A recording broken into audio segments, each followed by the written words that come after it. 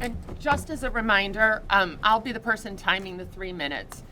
When you reach 2 minutes, I'll put my hand up so that you know you have 1 minute remaining. All right. My name is Nick Such, 5236 Cheswick Drive, Solon. I'd like to do a little demonstration today. Imagine we're going back in time at school. We are going to do a little story time.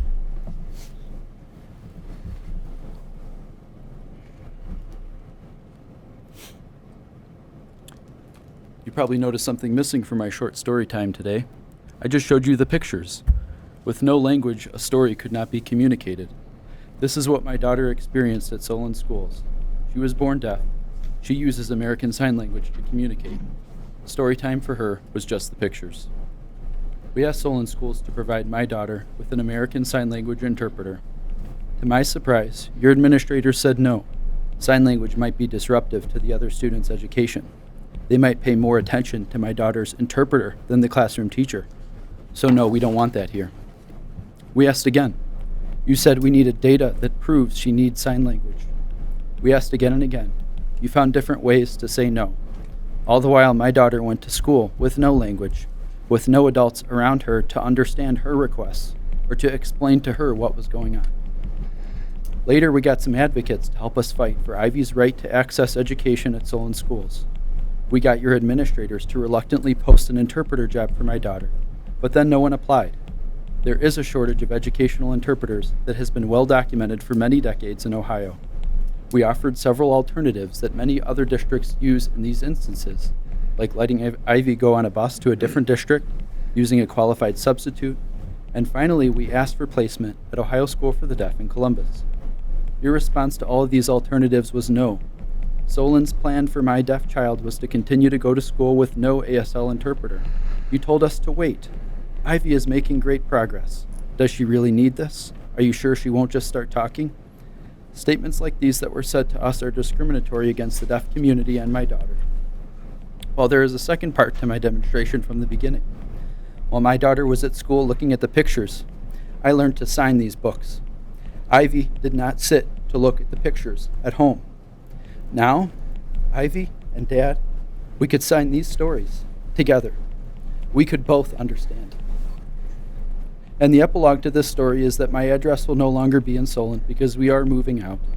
Your discrimination against this diverse learner, your attorneys that you brought to the IEP meetings to fight back against our requests, our plea for an ASL interpreter, got us to the point where we felt it was better to move out, to move to another district that will allow Ivy access to her language. So in the end, Ivy will grow up in a world with sign language, despite your best efforts to shut her out at Solon Schools.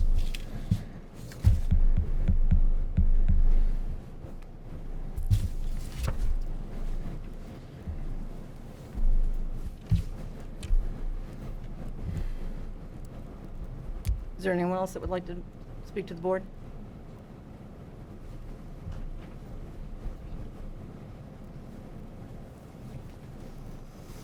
My name is Pastor Joe Dixon from North Royalton.